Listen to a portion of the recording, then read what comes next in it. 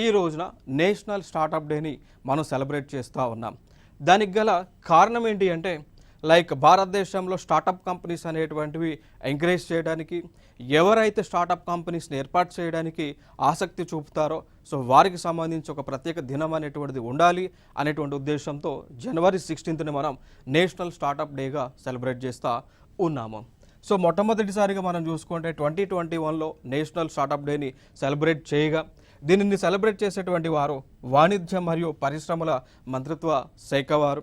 అయితే ఇక్కడ జనవరి 10 నుంచి 16 వరకు కూడా జాతీయ స్టార్టప్ వీక్గా నిర్వహిస్తూ ఉంటాం.